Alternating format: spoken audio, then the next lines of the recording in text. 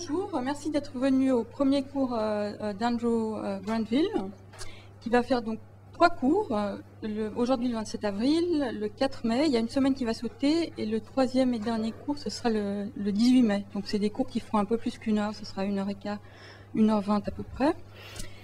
Alors le sujet, comme vous savez, c'est sur la distribution des nombres premiers, et j'aimerais vous signaler que je viens de mettre sur la page web où il y a le résumé, un pointeur vers les notes de cours d'Andrew et diverses références, y compris certains articles en PDF. Et avant de laisser Andrew commencer, j'aimerais juste dire 2 choses. D'abord, je vais faire passer une liste.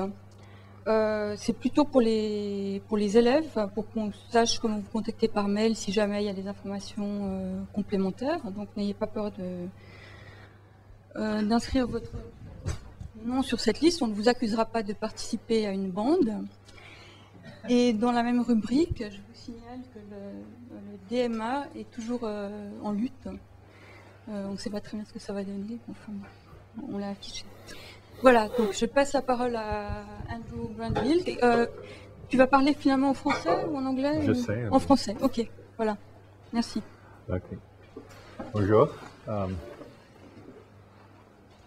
Dans ces 3 conférences, j'essaie de donner une idée des questions sur l'équipartition, la répartition des nombres premiers. Et il y a beaucoup de questions dans le sujet. C'est difficile de choisir exactement quelles questions je veux discuter. Et je suis ouverte. Si vous avez des questions que vous aimez beaucoup, je peux discuter ces questions. Je suis sûr qu'il y a des personnes ici qui avaient pensé un peu sur les questions des nombres premiers. Et alors, je veux entendre. Mais pour aujourd'hui, je veux commencer avec des choses que peut-être vous avez entendues déjà, mais nous pouvons commencer. Il y a 1 ou 2 choses, je suis sûr, qui sont nouvelles pour tout le monde.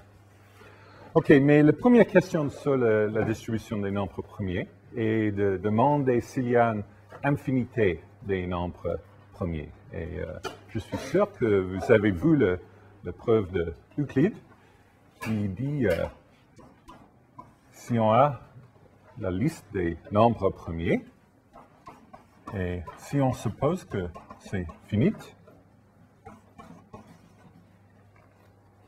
alors l'idée est simplement on considère cet entier, on suppose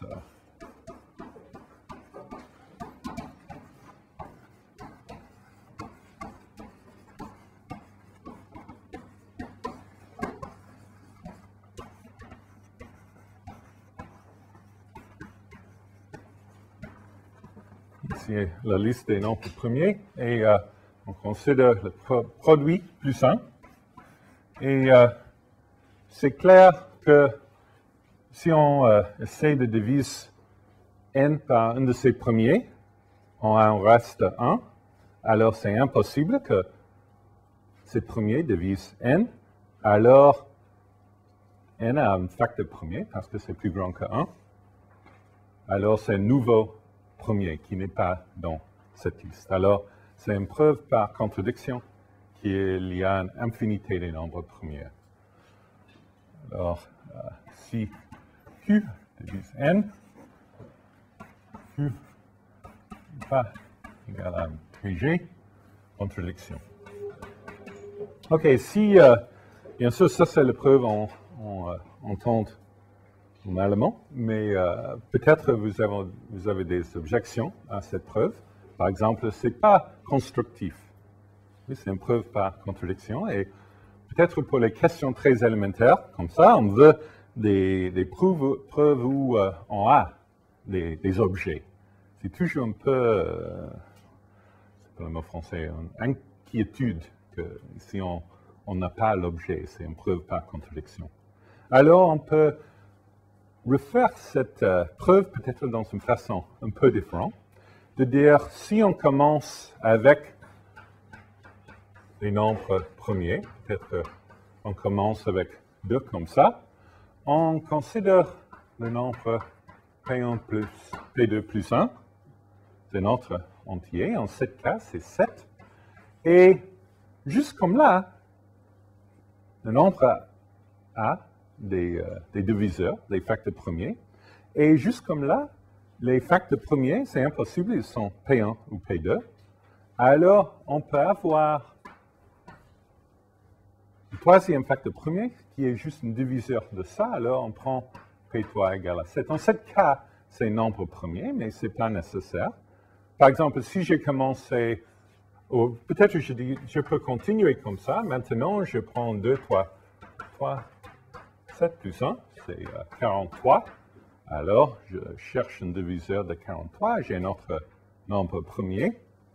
Et comme ça, c'est un peu plus constructif parce que comme ça, j'ai créé une suite des nombres premiers. Oui, ce n'est pas une preuve par contradiction. Et c'est plus constructif. Peut-être que c'est mieux comme ça. Mais le problème avec cette méthode, et c'est difficile de préjuger si le produit des premiers, qui vous avez pris déjà, ce produit plus 1 est un premier ou non. C'est pour cette raison que c'est nécessaire de prendre un facteur de ça.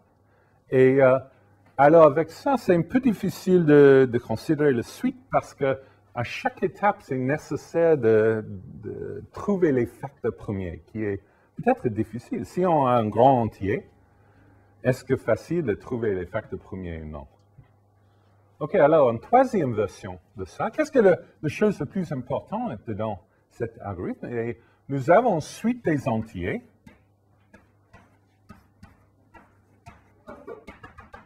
Suite des entiers, avec la propriété que si on a deux de ces entiers, il n'y a pas un facteur en commun. Alors le PGCD de ces deux entiers sont 1. Oui, et si on a ça, on peut prendre pour chaque entier dans la suite, on peut prendre un facteur premier.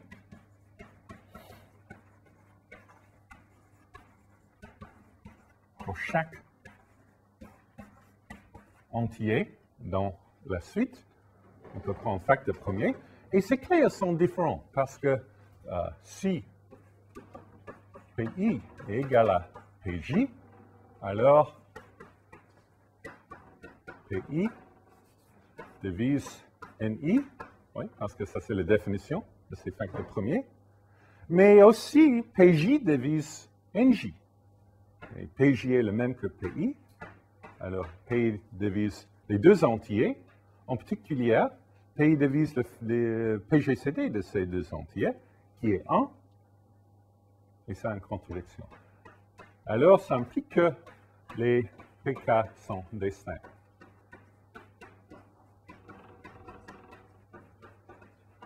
OK, alors, qu'est-ce que le défi pour, si on veut une preuve il y a une infinité des nombres premiers, nous avons maintenant nous avons besoin de construire une suite des entiers qui n'a pas des facteurs en commun. Si on peut construire une suite comme ça, alors on prend juste les facteurs premiers, un pour chaque de ces entiers, et on a une infinité des nombres premiers. Okay, c'est un peu plus constructif, peut-être parce que peut-être c'est facile de trouver une suite des entiers comme ça, N1, N2, N3, qui sont premiers entre eux. Plus facile que les deux algorithmes que nous avons discutés là. OK, en fait, je peux vous donner une méthode d'avoir une suite comme ça.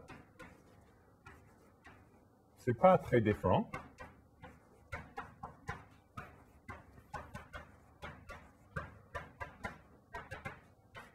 En général, on prend le prochain, peut-être le produit des entiers qui sont déjà dans la suite, plus 1. C'est clair qu'ils sont premiers entre eux, parce que si on suppose que peut-être N3 divise NK, c'est impossible, parce que si on essaie de diviser NK par N3, on a un reste 1, alors ils n'ont pas un facteur en commun. Okay? Alors, ici, on a une suite des entiers qui sont qui sont premiers entre eux. Il n'y a pas 2 avec le facteur en commun. Et alors, les facteurs premiers de ces entiers, ils sont dans des premiers destins. Alors, la raison pour ça est peut-être c'est facile de trouver une formule pour ces nombres, les nk. Alors, on peut dire ici une suite des nombres nk. Ils sont premiers entre eux, alors on prend un facteur de chaque et on a une infinité des premiers. C'est plus et plus explicite, plus et plus constructif. Ici, en fait, c'est difficile de trouver une formule très facile de voir, mais il y a quelque chose qu'on peut faire avec cette suite et je vous montrerai maintenant. C'est juste que si je prends nk plus 1, je peux écrire ça comme nk fois le produit des nombres de suite jusqu'à k-1, nk-1, et ça est nk fois, juste avec ça, nk-1 plus 1. En autre mot, ça est nk carré moins nk plus 1. OK, qu'est-ce que nous avons maintenant? Nous avons créé une suite des entiers. Et qu'est-ce qu'on fait d'avoir le nouvel élément de cette suite? C'est juste ça et la valeur d'une polynôme en nk. Et le polynôme est t carré moins t plus 1. OK, je suis allé très vite, mais j'espère que c'est possible de voir ce que j'ai fait. Juste avec ce type d'idées, nous avons arrivé dans une situation un peu différente. Nous avons l'idée de trouver une infinité des nombres premiers et nous voulons le faire avec un système dynamique. C'est un peu différent. OK, nous pouvons discuter ça plus, peut-être un autre jour. Je veux faire beaucoup de choses aujourd'hui. Peut-être je peux donner un exemple plus qui est un autre système dynamique. Et ça est, je veux prendre t à t carré moins 2t plus 2. Alors, si je commence avec 3, qu'est-ce que le prochain nombre dans la suite? C'est 9 moins 6 plus 2, hein, qui est 5. 5 avec ça, c'est 7. Merci. Le prochain, c'est un peu plus, oui. Le prochain, chaque fois, c'est 2 fois le nombre de chiffres. Oui. En fait, c'est ça. Qu'est-ce que cette suite? Vous avez une idée? C'est le nombre de Fermat, c'est 2 à la 2 à la n plus 1. Et en fait, on peut prouver que les nombres de Fermat sont premiers entre eux. Alors, immédiatement, les facteurs premiers des nombres de Fermat sont des premiers destins. En fait, Fermat, il avait trouvé cette suite en 1637, près de Toulouse, en fait, France, et excellent. Et en fait, il avait deviné un peu plus que la chose que j'ai dit. J'ai dit qu'on prend cette suite des entiers et les éléments sont premiers entre eux. Alors, si on prend des facteurs premiers, on a une suite infinie des nombres premiers. Mais en fait, Fermat avait dit plus. Il avait dit que 2 à la 2 à la n plus 1 sont toujours premiers. Et il avait... et on peut vérifier avec les nombres que j'ai écrits sur le tableau que les premiers 5 éléments de cette suite sont vraiment des premiers. Mais surprenant, peut-être surprenant, le 5e n'est pas 2 à la 2 à la 5 plus 1 n'est pas un premier qui est prouvé par Euler. Alors, peut-être vous savez déjà l'histoire de Fermat. Il n'était pas un mathématicien. Il n'y avait pas des mathématiciens professionnels dans le XVIIe siècle, mais il était un amateur extraordinaire. Et il avait un livre, une traduction d'Diophantus en latin. Et il avait lu la traduction et il avait écrit les choses dans le margine en français, marge de cet livre, ses idées. Éventuellement, il avait une idée des autres personnes qui avaient les mêmes intérêts et il avait écrit des lettres aux autres personnes, comme Descartes et Pascal et des autres. Mais en fait, ça est une des choses qu'il avait écrit dans son livre. Il n'avait pas envoyé aux autres, mais peut-être il avait réalisé que ce n'était pas juste, je ne sais pas même, parce que ça, c'est un grand nombre. C'est facile de factoriser 2 à la 2 à la 5 plus 1 si on a un ordi, mais sans un ordi, c'est peut-être un peu d'un défi. Euler n'avait pas utilisé un ordi, bien sûr, et c'était dans le XVIIIe siècle, mais le facteur n'est pas très grand. C'est possible de trouver ce facteur en essayant chaque entier première, un après un. Mais on peut demander comment est-ce que Fermat avait fait cette erreur, mais on peut dire que c'était difficile de 2 à la 2 à la 5 plus 1, mais peut-être il avait réalisé, je suis sûr il avait réalisé que, OK, peut-être il peut vérifier que c'est un premier nom, mais alors après ça, il avait besoin de travailler avec 2 à la 2 à la 6 plus 1, c'est 2 fois la longueur. Oui, et chaque nombre dans la suite est 2 fois la longueur. Maintenant, nous pouvons aller pour une distance dans cette suite de déterminer si c'est son premier nom. C'est un peu d'un défi. Mais je vais donner une autre suite qui est difficile aujourd'hui avec les ordinateurs et toujours avec les ordinateurs. C'est une suite qui est... je peux montrer. OK, ici, une suite très, très jolie. On commence avec 2, c'est un premier. On prend 2 à la 2 moins 1. 3, c'est un premier. 2 à la 2 moins 1, c'est le même que 2 à la 3 moins 1. 7, c'est un premier. 2 à la 2 moins 1. Ils sont dans... c'est vrai, 127. Le prochain, 2 à la 127 moins 1, c'est un premier. Toutes sont prouvées. Ce n'est pas déjà prouvé que c'est un premier. Le nombre des chiffres est très grand. Je pense que c'est plus des nombres d'atomes dans l'univers ou quelque chose comme ça. Et si on a prouvé que c'est un premier, fais le prochain dans la suite. Alors, la chose avec cet exemple est, si on peut utiliser tout l'univers comme un grand ordi, on peut envoyer les signaux à la vitesse de lumière. On est efficace dans une façon qui est impossible. On ne peut pas utiliser un algorithme qu'on connaît de déterminer si le prochain nombre dans la suite est un premier nom. Okay, pour toutes les technologies, toutes les idées d'aujourd'hui,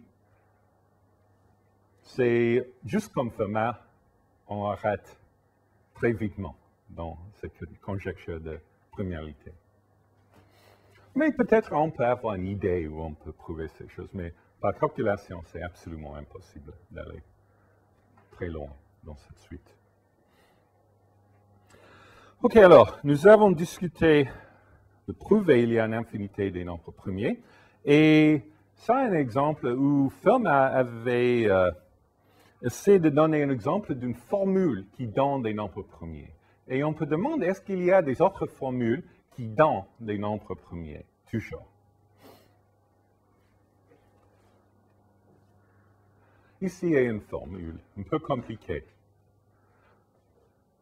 Et peut-être avant vous voyez cette acétate, je peux dire, l'idée est, j'ai une méthode très facile pour trouver tous les nombres premiers. L'idée est, j'ai un nombre. Et avec cet nombre, j'ai un algorithme très, très facile de trouver tous les nombres premiers. Et qu'est-ce que cet nombre? C'est un nombre alpha avec cette propriété. Le premier chiffre est 2. Je place plusieurs zéros, et alors 3. Plusieurs plus, des zéros, alors 5. Plusieurs plus, 7. Plusieurs plus, 11. Et le nombre des zéros est parce que je veux que tous les premiers sont là, et je peux les voir avec des zéros entre les premiers. Et la formule que j'ai choisie est d'avoir le millième nombre premier fini dans le m quatrième chiffre. M quatrième chiffre. Alors, c'est clair, on peut lire avec ce nombre tous les nombres premiers. Ici, une formule. De trouver les. C'est pas intéressant, la formule. On peut voir ici. Si on a le nombre, on a tous les nombres premiers. Alors, il n'y a pas de mystère. Si on a le nombre alpha, on a tous les nombres premiers. C'est tout. Mais, qu'est-ce que le problème avec cette idée magique? Le problème est, qu'est-ce que alpha? Si on a une définition différente de alpha est une racine d'un polynôme ou quelque chose comme ça, c'est comme pi ou quelque chose comme ça, pi, pardon. Alors, c'est bon. Mais la seule définition est cette définition. Alors, comment est-ce qu'on peut construire alpha? Juste comme ça. Alors, il y a dans la littérature beaucoup de formules, ou plusieurs formules pour les premiers, qui sont très artificielles comme ça. La définition, pour faire la définition, c'est nécessaire de savoir tous les nombres premiers. Alors, il n'y a pas un avantage avec ces formules. Okay. Un autre, qui est un théorème, peut-être que vous avez vu, est un théorème très joli de Wilson. Et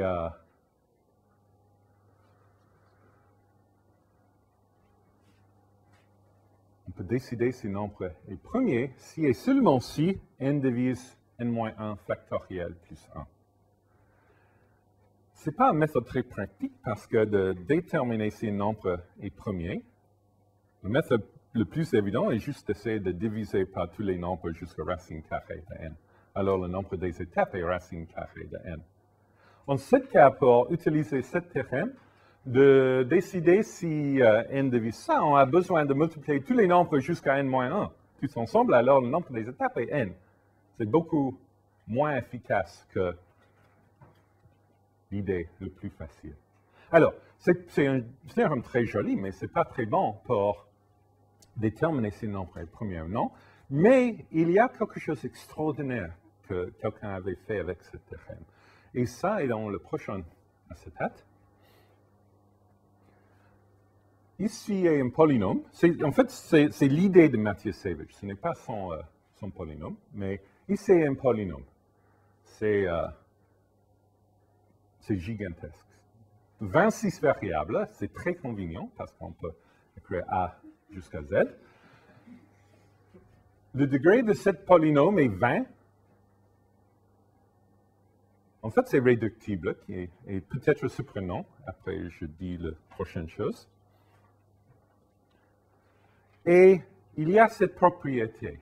Si on prend des entiers positifs pour chaque nombre, ou non négatif, pardon, les nombres naturels pour A, B, C jusqu'à Z, normalement, la valeur de ce polynôme est négative. Mais si c'est positif, la valeur est en premier. OK, vous pouvez dire, OK, je peux vous donner un polynôme comme ça, moins x carré. C'est jamais positif, non? Ce polynôme est positif de temps en temps. En fait, chaque premier est une valeur de ce polynôme. Chaque polynôme, on peut trouver A, B, C, les nombres naturels, tels que la valeur de ce polynôme est 7 premier. C'est une construction absolument extraordinaire. Vous pouvez le trouver sur le web ou mon site web, en fait, si vous aimez cette chose. Le polynôme est très difficile de comprendre. C'est beaucoup mieux de comprendre comment ils ont construit ce polynôme. Et c'était construit pour une raison logique, pas dans la théorie de nombres. C'est une construction extraordinaire. Mais ce n'est pas pratique et l'idée n'était pas d'être pratique, c'était juste de montrer qu'il y a un polynôme qui a des valeurs exactement comme ça. C'est un défi qui a un lien avec le 10e problème de Hilbert. Ok, je ne veux pas discuter ça, juste dire que ce n'est pas pratique, mais c'est absolument joli. Ok, une chose plus qui n'est pas peut-être exactement sur le sujet de distribution des nombres premiers, mais c'est aussi joli. Et une chose que je veux montrer est une idée de John Conway. Il est un mathématicien avec beaucoup des idées extraordinaires. Il avait créé le jeu de vie, peut-être que vous savez, et beaucoup de choses. Et on sait qu'il avait donné une machine pour donner les nombres premiers. J'ai une petite animation de ça. Et ici, c'est John Conway. On commence avec le nombre 2, ici. Et dans ce moment, il commence le vélo. Et le nombre 2 va ici. Et la chose que l'ordi essaie de faire est de multiplier 2 avec ces fractions. Et si le produit est un entier, on change 2 à ce produit. Alors, pour 2, on peut aller ici. Non, non, non, le produit avec ces choses n'est pas un entier. Éventuellement, on a 15 sur 2, 2 fois 15 sur 2 et un entier, alors on prend 15. Alors, je commence juste à voir ça. OK? Ça marche. OK. Alors, maintenant, on prend 15, on fait la même chose, et on trouve une autre fraction, on fait la multiplication, et on a un autre entier.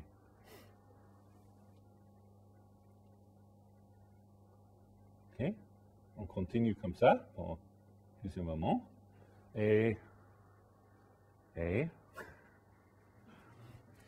c'est pas très lent, c'est pas très vite, pardon. Ah, 4. Vous avez 4, c'est 2 à la 2. 2. On continue comme ça et on garde juste les puissances de 2 qu'il a créées avec ses efforts. Et après un temps, okay, peut-être que je peux le faire un peu plus vite. Plus vite. Ah!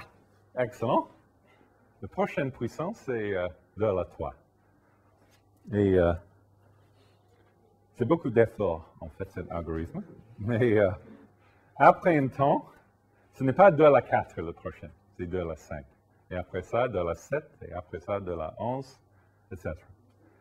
Et comme on était très intéressé dans les idées des ordinateurs universels, les idées des ordinateurs qui peuvent faire toutes les choses qu'on veut, et il avait créé une langue pour les ordinateurs, un logiciel, si on veut, qui est, on multiplie par fraction. Et il avait montré qu'on peut faire toutes les choses avec ce type d'ordinateur qu'on peut faire avec un ordinateur, avec notre langue. C'est une machine universelle. Mais je laisse Conway de faire ça plus vite. Peut-être nous pouvons lui laisser pour une demi-heure et venir ici. OK, alors, comme j'ai dit, il y a beaucoup de méthodes pour trouver des nombres premiers. Les méthodes, oui. Les fractions qu'il a, la suite de fractions ici, elle est finie? C'est fini, oui, oui. C'était juste le 15 ou comme ça que j'ai écrit là. Et il les a choisis particulièrement? Oh, absolument. Oui, oui, oui, oui, oui.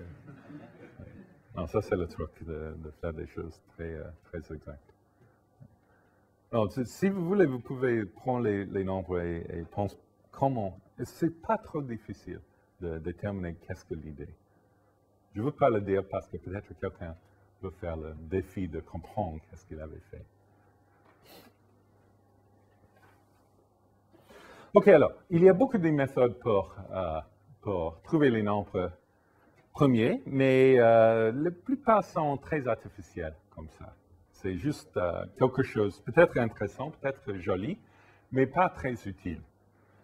Et la chose pour nous, et après ça, si on est intéressé en trouvant les nombres premiers, il y a plusieurs questions qui viennent, si on trouve que c'est trop difficile d'avoir une formule pour les nombres premiers. D'abord, peut-être, est de déterminer vitement si un nombre est premier ou non. C'est utile d'avoir ça. Et deuxièmement, de compter le nombre des nombres premiers. Alors, est-ce qu'on a une idée combien de nombres premiers est-ce qu'il y a? On sait qu'il y a une infinité, mais jusqu'à x, peut-être un million. Est-ce qu'il y a 10 nombres premiers ou proche de millions ou quelque chose entre les deux? Et jusqu'à milliard ou jusqu'à 10 à la 1000. Combien de nombres premiers est-ce qu'il y a? Et ça, c'est une question centrale dans mathématiques dans le 19e siècle. Et la plupart d'aujourd'hui, je veux parler de cette question. Peut-être prochaine fois, je donne plus de détails des grands arguments, des choses extraordinaires qui ont été faites dans le 19e siècle. Mais pour maintenant, je veux juste peut-être de voir une ou deux idées qui sont jolies.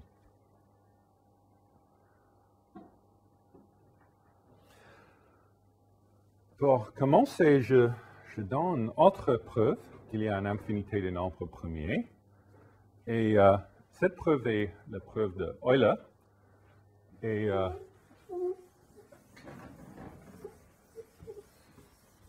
il avait fait peut-être les premiers travaux dans ce sujet qui sont très utiles pour aujourd'hui. Et son idée est d'utiliser le théorème fondamental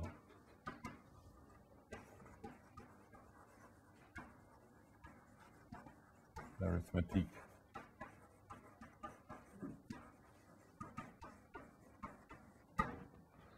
Et qu'est-ce que l'idée du théorème fondamental? C'est que si on a un entier positif, on peut trouver une factorisation de cet entier en nombre premier. Oui, et en fait, c'est unique. Il y a juste une façon en laquelle on peut écrire un nombre comme produit des nombres premiers. Bien sûr, si c'est 2 fois 3 et 3 fois 2, alors ce n'est pas important l'autre des facteurs premiers, mais si on prend le même ensemble des facteurs premiers avec les mêmes puissances, il y a juste une façon en laquelle on peut le faire. Alors, qu'est-ce que l'idée? Si je prends les nombres n, et pour raison, peut-être que je commence avec ça. Ça dit que les nombres n, qui sont les entiers plus grands ou égaux à 1, sont en correspondance 1 à 1 avec les produits des nombres premiers, où les AI sont plus grands ou égaux à 0 et AI sont égaux à, pour tous les nombres ici, AI est 0 après un point. Okay? C'est juste notre mode de créer le théorème fondamental d'arithmétique.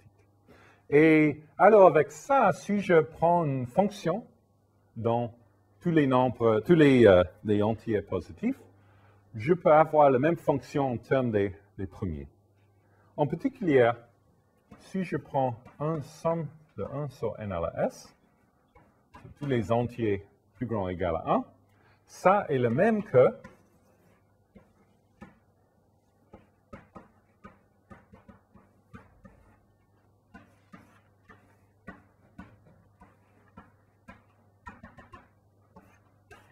ça, parce qu'ils sont les mêmes choses. Alors, la chose que j'ai dit à ce moment, c'est formel, dans le sens que c'est possible que les deux sommes ne convergent pas. Mais s'il ne converge pas, ce n'est pas une identité, c'est juste quelque chose de formel. Alors, c'est nécessaire de comprendre quand on a convergence. Et ce n'est pas difficile de montrer, je ne vais pas le faire. On a convergence si le parti réel de S est plus grand que 1. Ok, alors, si on a ça est une identité, et on peut séparer ici les nombres premiers.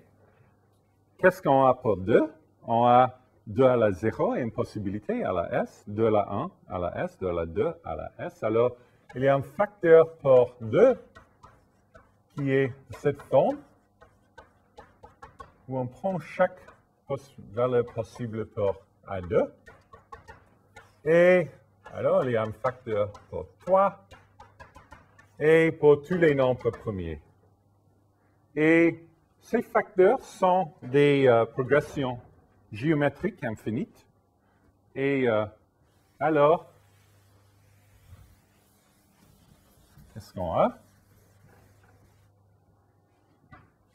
On a que ça est le produit sur tous les premiers P.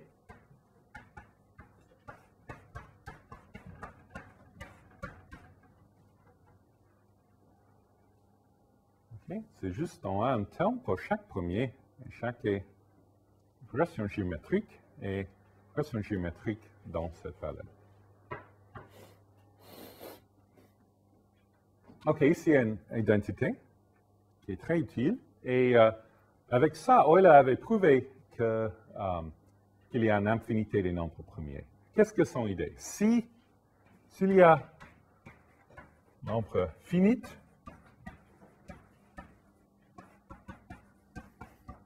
des premiers,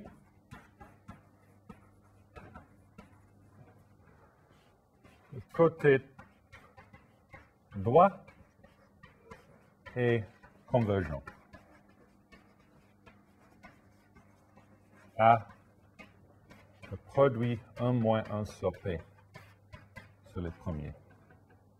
Si on prend, quand S égale à 1.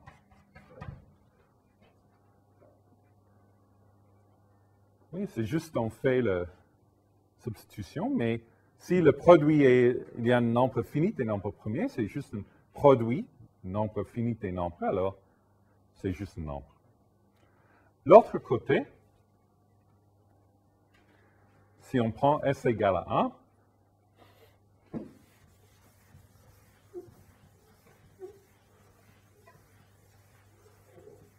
l'autre côté, si on prend S égale à 1, et la somme sur tous les entiers de 1 sur n.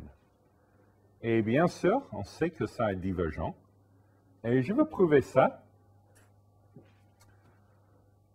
Peut-être la chose que je veux faire est de considérer ça avec S proche de 1. Et la chose que je veux faire est que je veux faire ça avec S, peut-être à infinité, avec S plus grand que 1 et réel. Okay, je veux comprendre cette somme. Et après j'ai trouvé la valeur de cette somme, je prends S à 1. Okay, alors je peux déterminer la valeur à 1. 1 sur n à la S pour chaque entier n. C'est les valeurs, sont les valeurs de la fonction 1 sur t à la s. Oui? Et 1 sur t à la s est une fonction décroissante. Alors, si je veux la valeur de 1 sur n à la s, peut-être juste la valeur de 1 sur n à la s.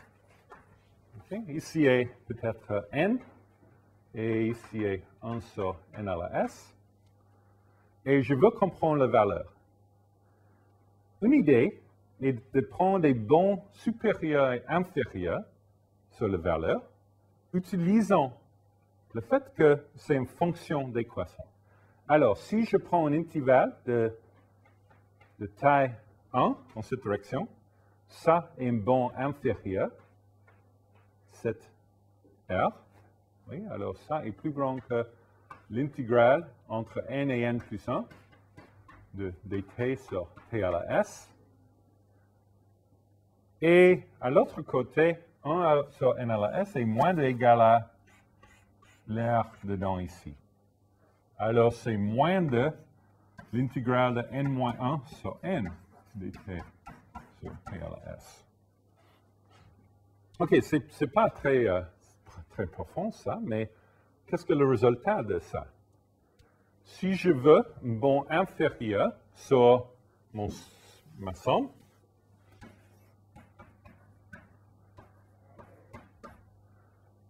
je peux ajouter ici pour n égale à 1, 2, 3, etc.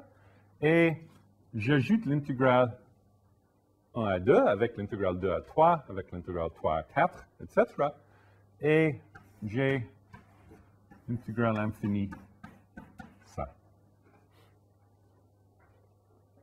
C'est juste, je commence à 1, et l'intervalle entre 1 et 2, pour 2, le bon inférieur et l'intégrale entre 2 et 3, etc. Et pour le bon supérieur, j'ai un petit problème avec le cas n égale à 1. Alors, c'est juste pour n égale à 1, je sais que ça est 1. Et pour n plus grand égal à 2, j'utilise cette bon supérieur. Alors, j'ai encore ça. C'est pas mal. Nous avons les bons supérieurs et inférieurs de cette somme en termes d'une intégrale qui n'est pas difficile. Oui, t à la moins s, c'est juste t à la 1 moins s sur 1 moins s entre 1 et infinité. Nous avons s plus grand que 1, vous vous souvenez? Et alors, si je prends infinité ici, j'ai 0. Alors ça est juste 1 sur s moins 1. Okay. Alors, qu'est-ce que j'ai? J'ai cette somme est entre 1 sur s moins 1 et 1 plus 1 sur s moins 1. Et pour Euler, c'est plus qu'il avait fait, mais on a ici, si on prend s à 1, on a que la somme 1 sur n à la s va à limite qui est infinité. Et qu'est-ce que nous avons fait ici? Nous avons, s'il y a un nombre fini des nombres premiers, à s égale à 1, le côté droit est nombre fini, mais le côté gauche, nous avons prouvé, ne converge pas. C'est infini. Alors ça, une contradiction, alors il y a un nombre infini des nombres premiers. OK, alors, ça c'est la preuve de Euler, c'est très joli, mais c'est beaucoup plus que les autres preuves, parce que nous avons aussi une fonction qui est très utile, et nous avons commencé de comprendre cette fonction. Et je veux discuter un peu plus cette chose analytique que j'ai fait ici. Qu'est-ce que le estimé que nous avons pour la somme de 1 sur n à la s? C'est entre 1 sur s moins 1 et 1 sur s moins 1 plus 1. Un autre mot dans lequel on peut écrire ça est la somme de 1 sur n à la s et 1 sur s moins 1 plus une constante qui dépend sur s. Alors, mais bien sûr, c'est exactement ça. C'est rien parce que je n'ai pas dit quelque chose de cette constante. Mais la chose qui est extraordinaire, on sait ici que la constante est entre 0 et 1 avec ces inégalités. Alors, en particulier, les bornes sur cette constante ne dépendent pas sur S. Les bornes sont indépendants de S. Et dans les parties plus tard où nous utilisons ce type de choses, la chose qui est importante de cette formule est que nous avons un constant ici, où nous avons un constant qui est borné, et borné par des choses qui sont indépendantes. Ils sont des bons juste absolus. Alors, nous avons une notation pour ça. La notation est juste grand O de 1. Si on utilise cette notation, c'est qu'il y a quelque chose là qui est borné, et borné absolument. Juste, il y a des bons supérieurs et inférieurs. Ce n'est pas important pour les preuves. Qu'est-ce que la valeur de ces bons? Si c'est 100 ou 1 ou milliard. La chose qui est importante est il y a un bon. OK, alors ça, c'est une pièce de notation importante. Et cette formule est quelque chose que nous revisiterons plus tard.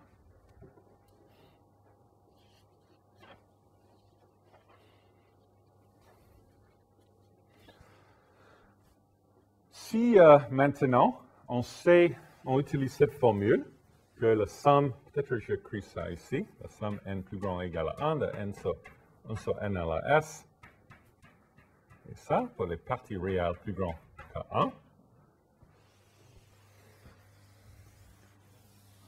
Maintenant, si je prends la limite s à 1, on sait que ça est infinité. Alors, on sait que ça est infinité. Oui. Et alors, on sait que le produit sur tous les premiers, de 1 moins 1 sur P, est 0.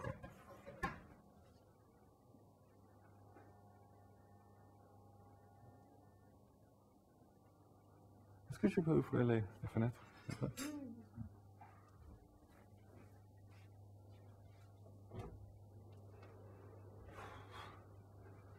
Tu vois?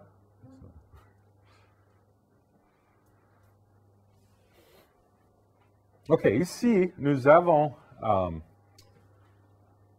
déterminé quelque chose d'intéressant pour les premiers. Que ce produit est 0. Et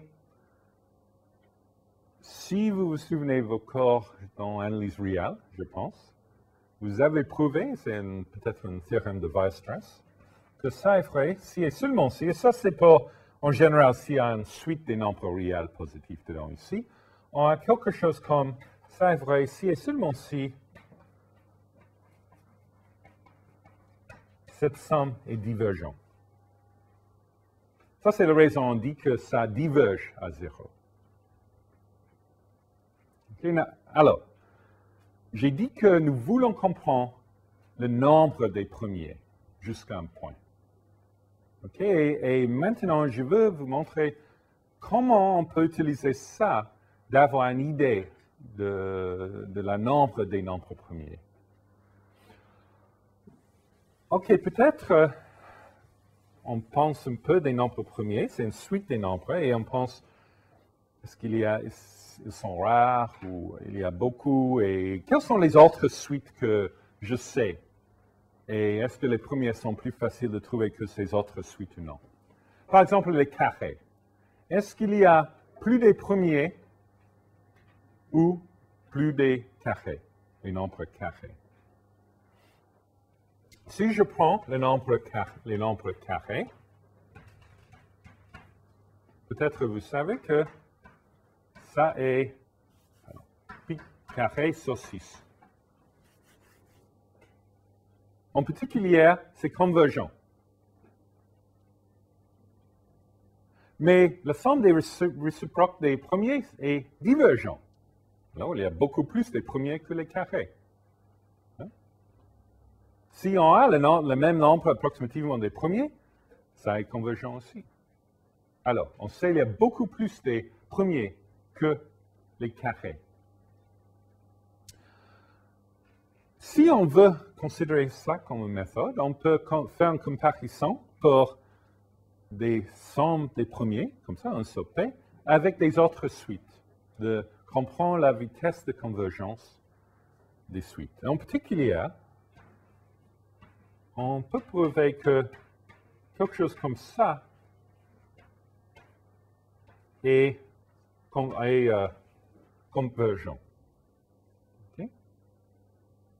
Et avec ça, on peut dire que les premiers sont, il y a plus de ça que les nombres de cette forme. Et en particulier, on peut montrer qu'il existe x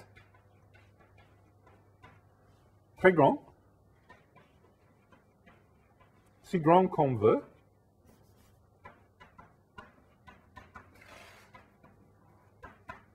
tel que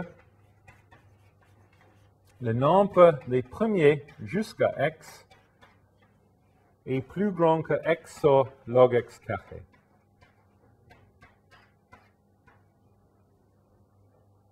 C'est juste une conséquence de ça. Ça prend un peu de temps de comprendre, mais l'idée est juste le nombre des entiers, le nombre des nombres jusqu'à x de ce type est x sur log x carré. Alors, c'est pour cette raison, on sait le nombre des premiers est de temps en temps, au moins de temps en temps, plus grand que ça. Alors, qu'est-ce que le nombre des entiers jusqu'à x? Il y a x entiers jusqu'à x. Et maintenant, nous avons montré que de temps en temps, le nombre des premiers est proche de x. C'est x sur log x carré. Ce sont beaucoup de difficultés, juste utilisant cette formule magique de Euler.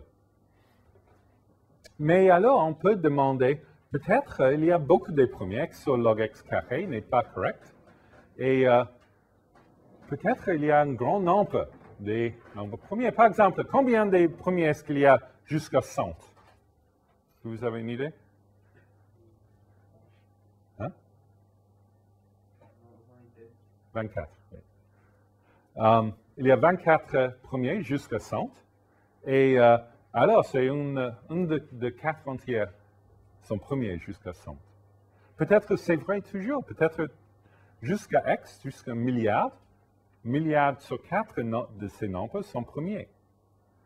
Mais si on essaie de créer les nombres premiers, on peut voir jusqu'à 1000, c'est un petit peu moins que 4. Et le pourcentage est moins et moins, le plus loin on va. Alors, une bonne question est, est-ce que ça est vrai? La chose qu'on peut voir avec un petit peu de calculation. Qu'est-ce que la limite x va à l'infinité de le nombre des premiers p moins d égale à x sur x? Si la limite existe, peut-être non.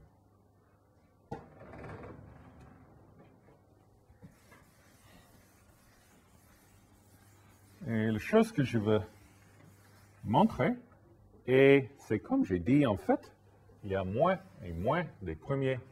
Et en fait, cette limite est 0. Le nombre des premiers jusqu'à un point est moins qu'une proportion positive des entiers. Si on est assez loin, c'est x est assez grand. En autre mot, on peut écrire ça comme pour tous les epsilon plus grands que 0, si x est assez grand, et en termes de epsilon, le nombre des premiers jusqu'à x est moins ou égal à epsilon x. OK, maintenant je veux prouver ça. C'est un peu plus profond de prouver ça.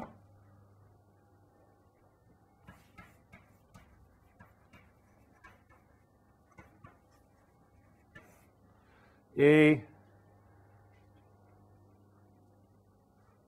l'idée pour prouver ça, peut-être l'idée, le deuxième plus ancien sur le sujet des nombres premiers, après Euclide. Et nous utilisons une idée qu'on s'appelle le crible. Et peut-être vous savez le crible d'Eratosthenes. Oui? De trouver les nombres premiers, peut-être jusqu'à 20.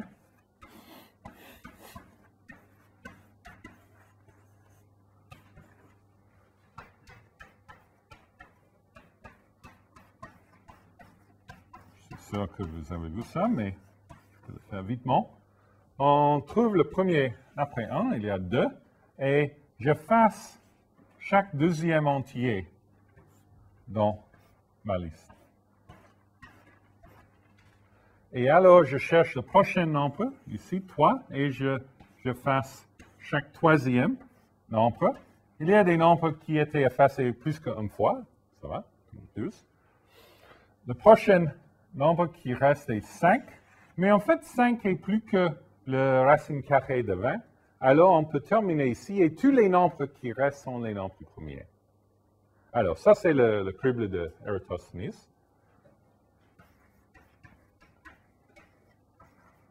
Et ça, c'est une idée très base dans la théorie de distribution des nombres premiers. Et c'est une méthode avec laquelle on peut essayer de construire les nombres premiers et de compter les nombres premiers. Et pour cette preuve, je veux utiliser une version de cette idée.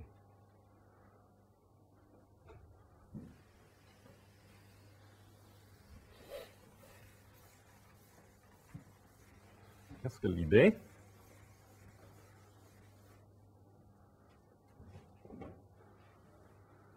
D'abord, peut-être que je...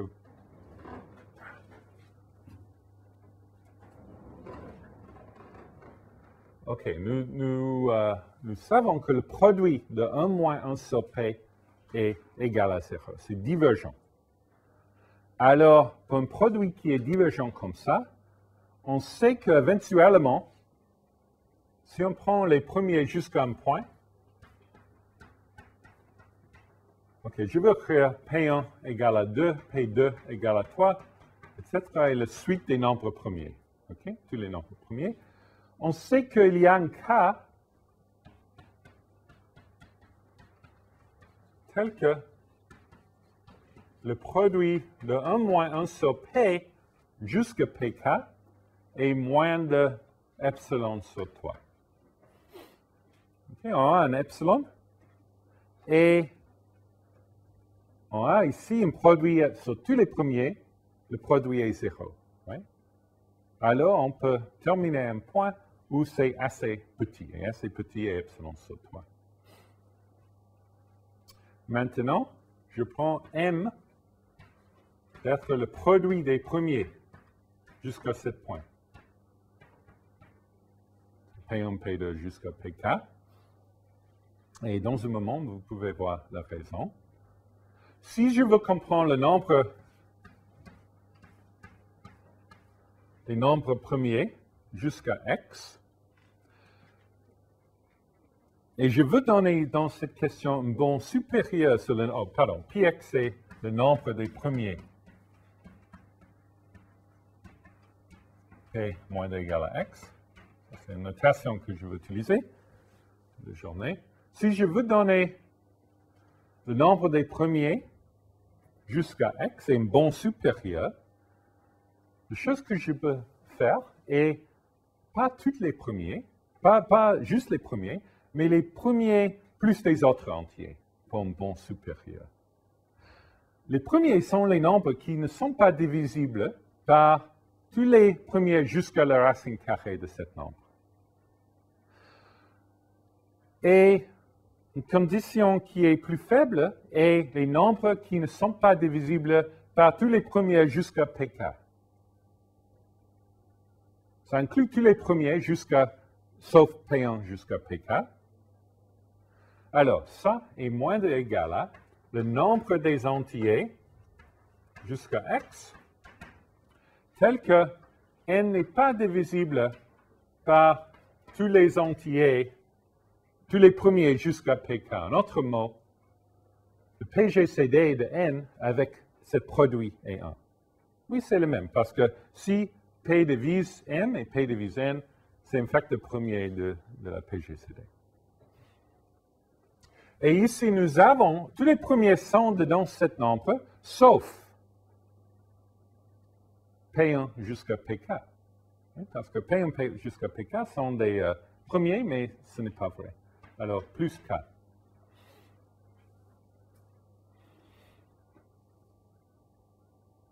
Donc, il y a plusieurs modes, méthodes en lesquelles on peut faire ça, de compter le nombre des entiers jusqu'à un point, qui n'a pas un facteur premier moins ou égal à Pk. Peut-être que je peux vous montrer juste avec 2 et 3. Qu'est-ce que le nombre des entiers jusqu'à x,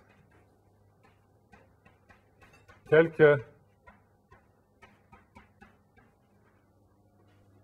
n n'a pas un facteur en commun avec 2 et 3, ou 2 et 3 ne divisent pas n. On prend tous les entiers, d'abord. Et la première chose est de subtracter de cet ensemble tous les entiers qui sont divisibles par 2. Qu'est-ce que le nombre des entiers qui sont divisibles par 2? C'est x sur 2 approximativement. Oui, c'est... Alors, le nombre qui ne sont pas divisibles par 2 est x sur 2 plus moins 1. Oui, il y a une erreur là. Ce n'est pas beaucoup, mais c'est une petite erreur. Plus moins 1. J'ai besoin aussi de subtracter les nombres qui sont divisibles par 3. Alors, c'est moins x sur 3. Mais encore, c'est plus moins 1. Il y a une petite erreur. Oui, parce que si je vais jusqu'à 9, c'est 3, 10, c'est 3, 11, c'est 3, qui sont divisibles par 3.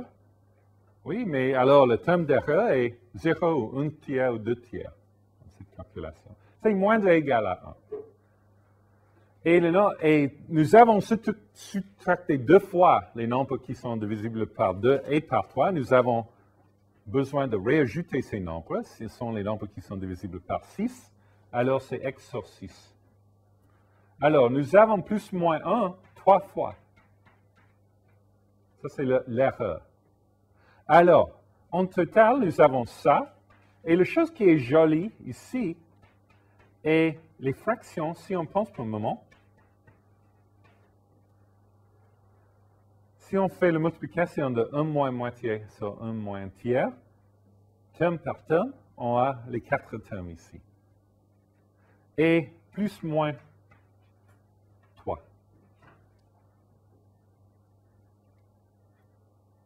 En fait, non, c'est pas vrai. J'ai oublié ici. J'ai fait l'assumption que x est un entier.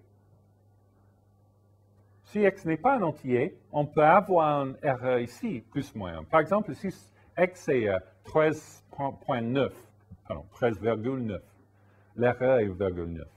C'est proche de 1. Alors, il y a 4 possibilités d'erreur. Alors, on a une erreur. La plus grande possibilité est 2 à 2. OK, la même méthode marche en général. Ça, c'est le principe d'inclus-exclus. Vous avez fait ça, je suis sûr. Et alors, si on fait le bond supérieur à ça avec cette méthode, on a x fois le produit des premiers jusqu'à pk de 1 moins 1 sur p. Et ça, c'est exactement le même que ici. Plus le maximum est 2 à la k, juste comme ici. C'est la généralisation de ici. Et nous avons cette k ici aussi.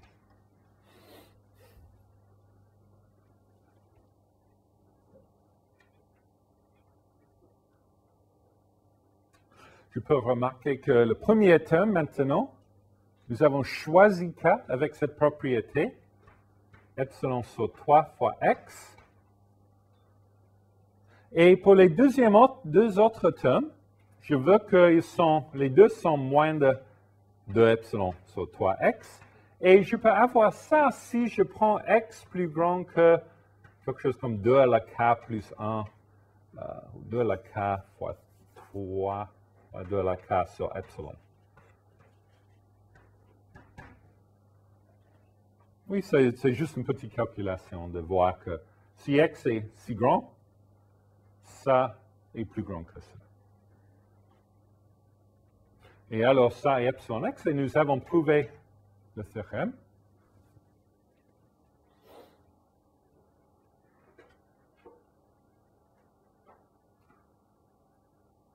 Peut-être que c'est un peu compliqué pour 18 heures, mais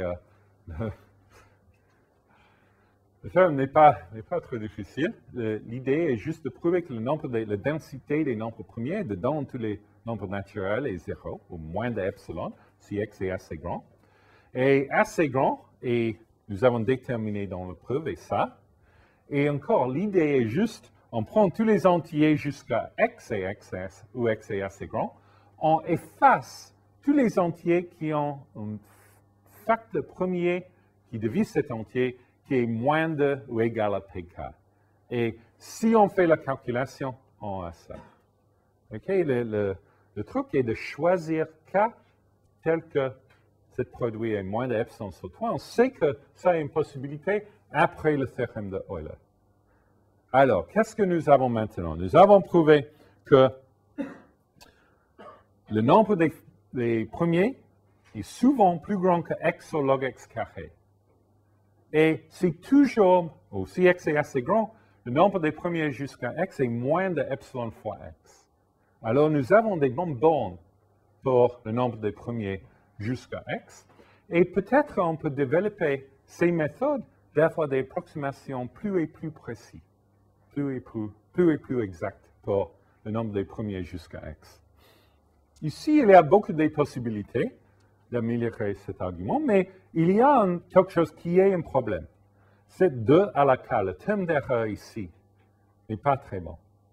Si k est bon, est grand, alors 2 à la k est beaucoup plus grand que x. Si on pense pour un moment, c'est 2 à la k est plus grand que x si k est plus grand que le logarithme de x. Alors, on ne peut pas avoir beaucoup de premiers dedans ici, en termes de x. Alors, on peut améliorer ces méthodes, mais pas assez d'avoir des bons inférieurs et supérieurs exactement le même. Alors, on veut demander qu'est-ce que le nombre des premiers jusqu'à x, et nous avons des bons par les méthodes élémentaires ici, mais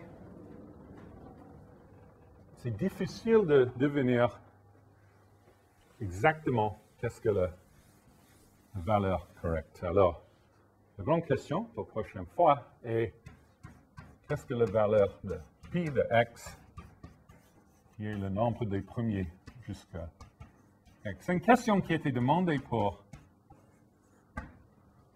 beaucoup des années. Et le premier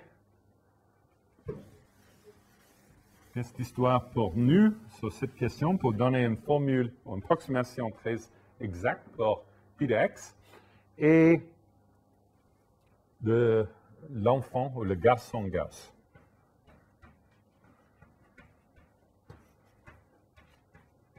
Je suis sûr que vous savez l'histoire que quand il avait 4 ans, il avait fait des calculations extraordinaires à l'école. Mais ce n'était pas un incident isolé. Il était absolument extraordinaire comme un enfant. Et quand il avait 60 ans, quelqu'un avait demandé à lui est-ce qu'il avait considéré la question de bonne approximation, bon estimat pour pi de x. Et il avait écrit quand il était un garçon de 15 ans, il avait pensé de cette question. Et il avait étudié les tables des nombres premiers jusqu'à 3 millions. Et il avait déterminé une bonne formule pour une approximation des nombres premiers. Il avait écrit, c'était en 1792 ou 13, quand il avait 15 ou 16 ans, il avait fait ça. Et qu'est-ce que il avait écrit à Encke que la densité des nombres premiers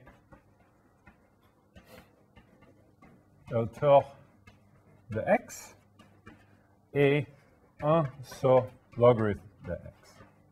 Ici, c'est le logarithme naturel, oui, avec la base e. OK, il avait fait il avait déterminé que ça est vrai. Il n'avait pas une preuve. C'était juste, il avait étudié les tables des nombres premiers et avec ça, il avait pensé que ça est vrai. Et si on a ça, qu'est-ce que le nombre des premiers, on peut deviner jusqu'à un point?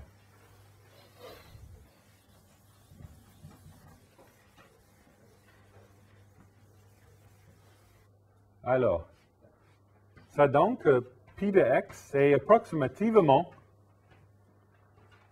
si on veut, la somme de 1 sur log n pour n jusqu'à x.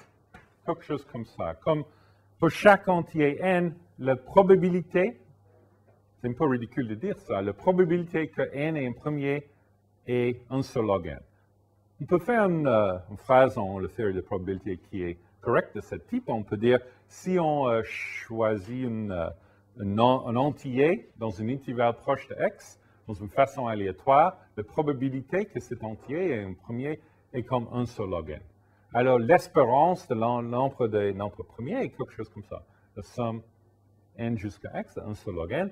Et ça est approximativement l'intégrale de t sur log t entre 2 et x. Alors, ça, quand nous disons aujourd'hui, c'est la conjecture de Gauss, que c'est le nombre des premiers jusqu'à x est comme l'intégrale entre 2 et x de dt sur log t. Et il y a un nom pour ça, c'est l'intégrale logarithmique, Li de x. Et ça, c'est l'histoire qui est dans le livre. Depuis plusieurs années, 2-3 années, j'étais à Göttingen, qui est une université en Deutsch qui avait beaucoup de grandes mathématiciens. Et il y a beaucoup de papiers historiques là. Et nous avons découvert dans la bibliothèque qu'ils ont des notes personnelles de Gauss, où il avait écrit des choses, même quand il était un enfant, ou il était un garçon. Et c'est là, j'ai lu, il avait des tables des premiers, et il avait déterminé entre peut-être, il avait dit peut-être entre 2 millions 100 000 et 2 millions. C'est pas bon en France de faire ça. Qu'est-ce que le nombre des premiers entre les deux? Et son approximation est intégrale de 2 millions. Et 2 millions 100 000 de t sur log t. Et il avait compté le nombre des premiers dans l'intervalle.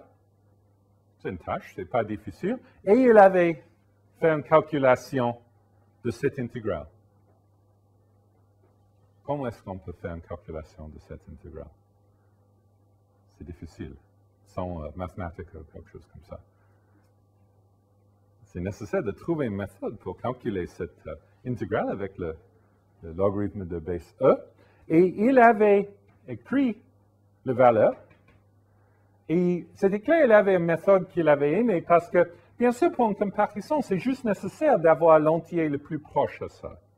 Mais il avait fait les calculations à 5 places après l'entier. C'est juste l'adolescent Gauss avait fait il avait une joie et ces choses. Alors, aussi, il avait écrit les dates pour chaque calculation. Alors, c'est intéressant de voir ces papiers. Alors, la chose que je veux vous montrer et de finir aujourd'hui est les données sur ce sujet. Et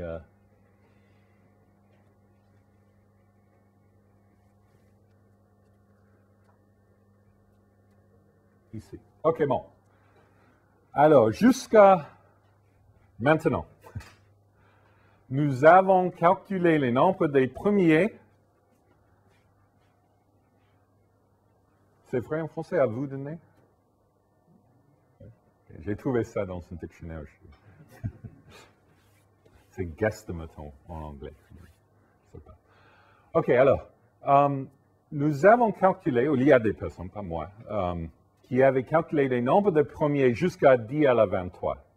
C'est une grande calculation, grande calculation. Très, très compliqué de faire ça dans une façon vite. Et ici sont les nombres exacts des nombres premiers. Pour chaque puissance de 10 jusqu'à 10 à la 23. Et ici est le vue de nez de Gauss. Et ici, une comparaison de ça, de Gauss, et le vrai nombre des premiers. Et on peut voir, pour chaque cas jusqu'à maintenant, c'est pas correct, mais c'est proche. C'est très proche. Comment est-ce qu'on peut voir que c'est très proche? Le colonne ici. Si on voit cette colonne, les deux colonnes sont croissantes, les deux.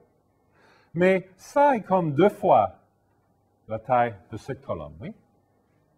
Alors, ça c'est le racine carrée de ça, approximativement.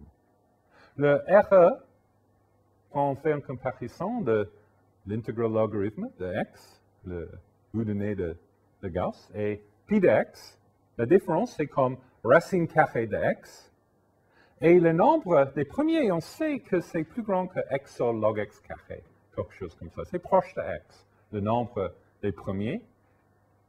Et le terme d'erreur avec cette approximation est très petit en comparaison, très très petit. Alors, Gauss n'avait pas donné une méthode pour prouver ça, pour prouver pi de x est proche de l'i de x. Ça, c'est un article absolument remarquable de Riemann en 1859, que je veux discuter la prochaine fois. Et avec la méthode de Riemann, on a une méthode pour essayer de prouver que ça est vraiment une bonne approximation pour pi de x. Et nous pouvons discuter ça si c'est vrai que la différence, si x est assez grand, si x est très grand, si c'est toujours que la différence est moins de racine carrée de x, le bout de nez de Gauss est le vrai nombre des nombres premiers, est-ce que c'est vraiment moins de racine carrée de x? Et est-ce que vrai que c'est toujours positif comme ça? Croissant est positif, exactement comme ça.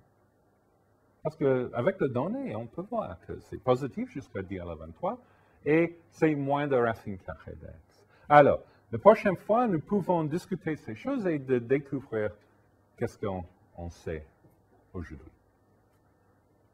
Et je finis là.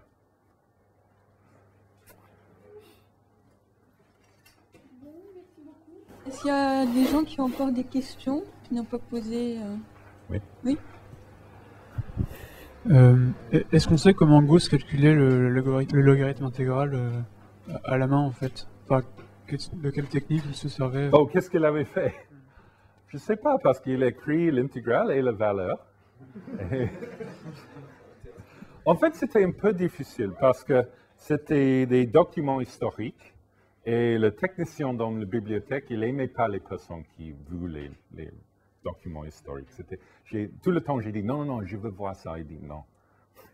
Alors, peut-être avec plus de temps, c'était possible de découvrir qu'est-ce qu'il avait fait. Est-ce qu'il y a des questions plus faciles, peut-être? Oh, oui, oui, oui.